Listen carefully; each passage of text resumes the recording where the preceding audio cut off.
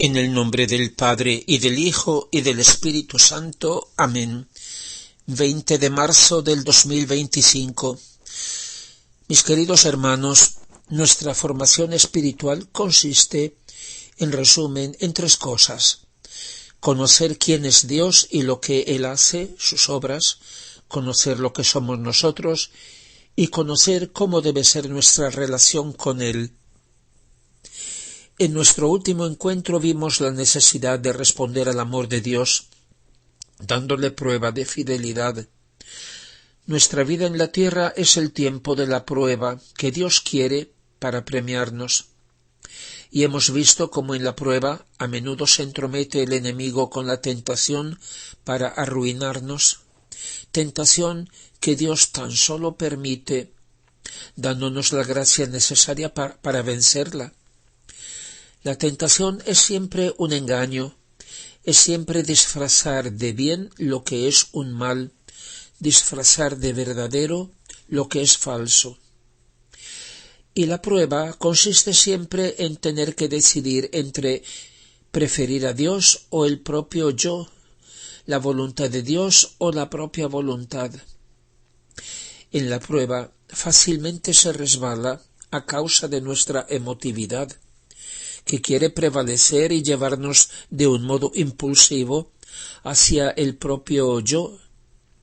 Debemos dominarla para que el buen sentido nos guíe, iluminado por la fe. Entre tantas cosas con que el amor al propio yo se disfraza o se esconde, puede ser incluso tras una supuesta obediencia a las normas o al que manda, obediencia al Papa, dicen algunos. El primer Papa, San Pedro, dijo al sumo sacerdote Caifás: «Si sea justo obedecer a vosotros antes que a Dios, juzgadlo vosotros mismos». Debemos obedecer a Dios antes que a los hombres cuando contradicen a Dios. En el tiempo en que vivimos del gran engaño sistemático, no podemos hablar de obediencia ciega. Nunca hay que confundir la autoridad y el magisterio. Son dos cosas distintas que deberían ir de acuerdo, pero muchas veces no es así. Dice San Pablo: no tenemos poder o autoridad contra la verdad, sino a favor de la verdad. No a todo se debe obediencia, y tenemos el deber de desobedecer a tantas cosas. Y la obediencia no es debida a cualquiera y en cualquier cosa. Dios nos ha dado un tribunal interior, nuestra conciencia, sobre la cual nadie tiene autoridad. Solo Dios. Ser obedientes en cosas lícitas y justas es virtud. Obedecer a quien tiene autoridad en cosas que entran en su competencia es un deber, es camino de santidad. Pero servirse de la voluntad divina para imponer la propia voluntad humana es diabólico. Hablar de obediencia es fácil, pero la primera obediencia ha de ser a la verdad. La verdad permanece siempre infinitamente por encima de nuestra cabeza. Es doloroso ver cómo tantos ciegos se hacen guías de otros ciegos y se dicen maestros cuando uno solo es el Maestro, Jesucristo. Ninguno de nosotros es dueño de la verdad, solo podemos ser sus discípulos y testigos. Pero como la mayoría de las personas tienen la tendencia a buscar a alguien que vaya delante y que dirija y resuelva sus problemas, mientras que ellas se contentan de conseguirle, a ese alguien le puede venir fácilmente la tentación de creerse maestro y guía. Dice el apóstol Santiago: hermanos míos, no seáis muchos en pretender ser maestros, sabiendo que seremos juzgados más severamente. El Papa Benedicto dijo el 14 de abril del 2012, en el año sacerdotal: el sacerdote no enseña ideas suyas una filosofía que él mismo ha inventado, que ha encontrado o que le gusta. El sacerdote no habla por su cuenta, no habla para él, para crearse tal vez admiradores o un propio partido. No dice cosas suyas, sus invenciones, sino que en la confusión de todas las filosofías, el sacerdote enseña en nombre de Cristo presente, propone la verdad que es el mismo Cristo, su palabra, su modo de vivir y de proceder. Para el sacerdote vale lo que Cristo ha dicho de sí mismo: mi doctrina no es mía. Es decir, Cristo no se propone a sí mismo, sino que como Hijo es la voz, la palabra del Padre. También el sacerdote debe siempre decir y obrar así: mi doctrina no es mía, no propago mis ideas o lo que me agrada, sino que soy boca y corazón de Cristo y hago presente esta única y común doctrina que ha creado la Iglesia universal y que crea la vida eterna. Jesús se humilló, dice San Pablo, haciéndose obediente hasta la muerte y muerte de cruz. Estas palabras no permiten la duda, nos invitan a meditar y a pedir con humildad luz para comprender mejor el amor de Dios y lo que es el pecado, cuánto mal, cuánta injusticia, cuánto dolor causa el pecado al amor de Dios. Pero la naturaleza divina de Dios es infinita felicidad. Por eso, para sentir esa humillación y ese dolor, ha querido sentir la necesidad de otra naturaleza en la que poder sentirlo. Es la naturaleza humana de Jesucristo. ¿Existe la obediencia en el cielo? Jesús, dice la carta a los Hebreos, aun siendo hijo, por las cosas que padeció aprendió la obediencia, porque en el cielo él no sabía lo que es la obediencia. ¿Obediencia a quién? Al Padre. Pero el Padre y el Hijo tienen un solo corazón, están unidos en un solo amor, que es el Espíritu Santo. Las tres divinas personas tienen una sola voluntad. Pero cuando Jesús, dice San Pablo, aun siendo de naturaleza divina, no consideró un tesoro codiciable su igualdad con Dios, antes se anonadó tomando la condición de siervo y haciéndose semejante a los hombres, y en su condición de hombre se humilló haciéndose obediente hasta la muerte y muerte de cruz. Entonces aprendió lo que es la obediencia, que es sentir la propia voluntad humana diferente de la voluntad divina, a la cual se somete. Y Jesús ha sentido todo el dolor causado por la separación de todas las voluntades humanas de la voluntad divina. Eso es lo que le ha dado la muerte y muerte de cruz. ¿Cuándo ha surgido la necesidad y el deber de obedecer a Dios? Cuando el hombre, habiendo sido creado o habiéndose separado de Dios, debe volver libremente a Dios. Y en eso consiste la prueba, que nuestra voluntad ante la suya debe darle una respuesta. En el cielo la respuesta ya está dada y la criatura ha vuelto al abrazo de Dios. Allá arriba ya no hace falta la obediencia, todos viven en la voluntad de Dios. El Papa Benedicto XVI ha dicho en su primera encíclica Deus Caritas Est: el sí de nuestra voluntad a la voluntad de Dios une inteligencia, voluntad y sentimiento en el acto total del amor.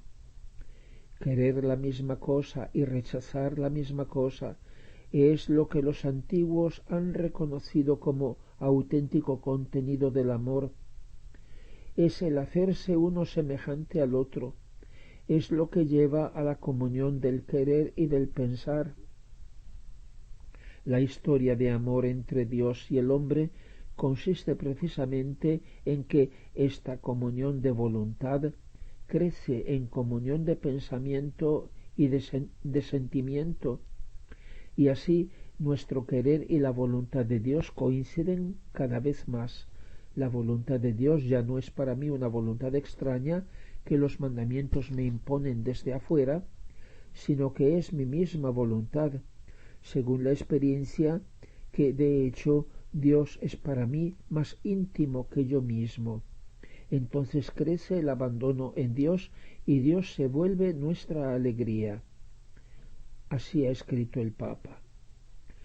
Por eso en el cielo ya no están los mandamientos, la ley, por tanto la obediencia, porque ya no hay más contraste ni separación entre la voluntad divina y las voluntades humanas.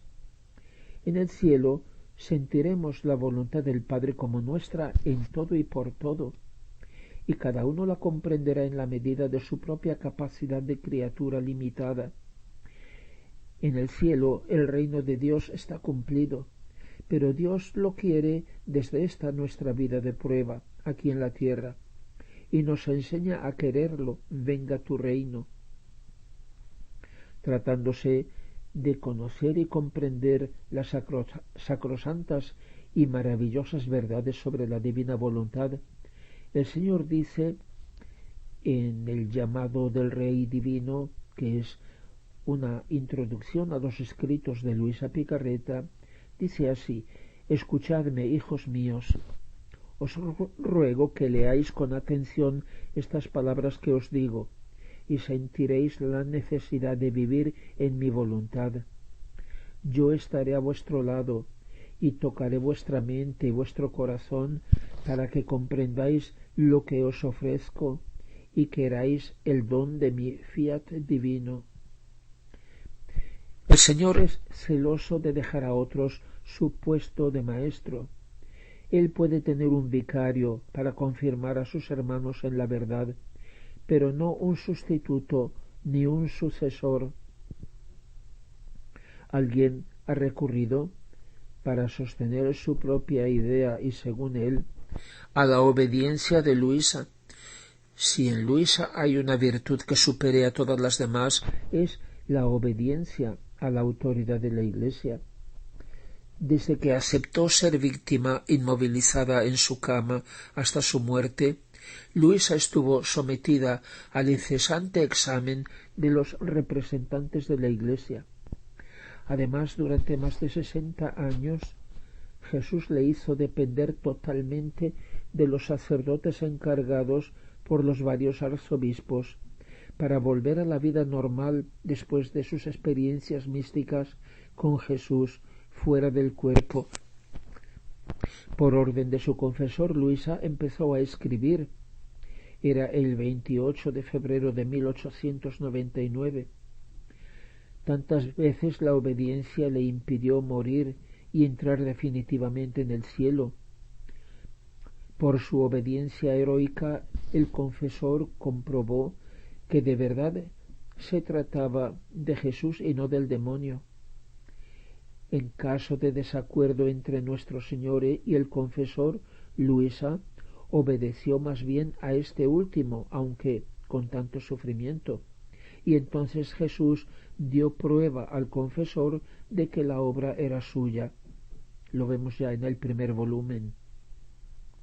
Pero la primera obediencia de Luisa ha sido a la verdad. Cuando el confesor decía una cosa distinta de lo que dice el Señor, ella deja que sea Jesús el que aclare las cosas. Y cuando en 1938 fueron puestos en el entonces índice de los libros prohibidos 3 libros de Luisa publicados: Las horas de la pasión, La reina del cielo y un resumen de los primeros 4 volúmenes que hizo el confesor con el título En el reino de la divina voluntad, alba que surge. Esos libros tenían el Nihilostat de San Aníbal María de Francia y el imprimatur.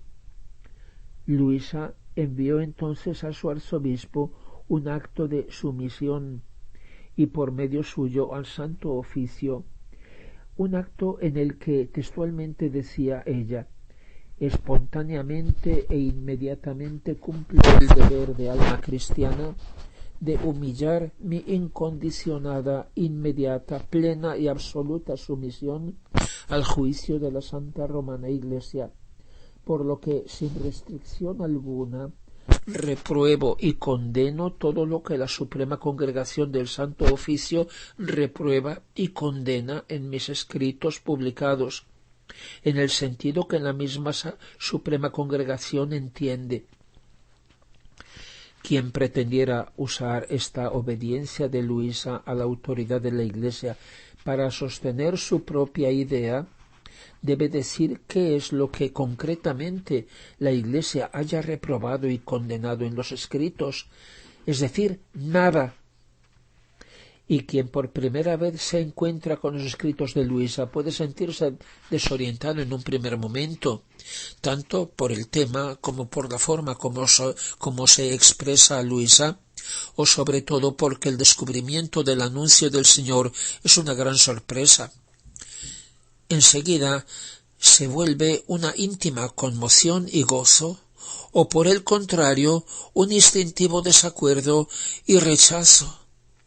Antes aún de poder juzgar lo que leemos, somos nosotros los juzgados. En los escritos buscamos las razones de lo que sentimos sin darnos cuenta de que las razones están dentro de nuestra conciencia. Y desde las primeras páginas de los escritos, el Señor nos avisa: yo me comunico tanto a los humildes como a los sencillos, porque enseguida creen en mis gracias y las tienen en gran estima, aunque sean ignorantes y pobres. Pero con esos otros que ves, yo soy muy reacio, porque el primer paso que acerca el alma a mí es la creencia. Por tanto, con toda su ciencia y doctrina e incluso santidad, nunca sienten un rayo de luz celestial, o sea que van por el camino natural, y nunca llegan a tocar ni siquiera un poco lo que es sobrenatural. Ahí tienes el motivo, el por qué en el curso de mi vida mortal no hubo ni un sabio o un sacerdote o un potentado entre mis seguidores, sino todos ignorantes y de pobre condición, por ser más humildes y sencillos, y también más dispuestos a hacer grandes sacrificios por mí. Ayer celebramos la fiesta de San José. Dios ha querido que su proyecto de amor y de salvación para nosotros pasara también a través de su obediencia. Y dentro de unos días será la gran fiesta de la Anunciación a María y por tanto de la encarnación del Hijo de Dios, la fiesta de su fiat en respuesta al eterno fiat de Dios. Gloria al Padre y al Hijo y al Espíritu Santo, como era en el principio, ahora y siempre y por los siglos de los siglos. Amén.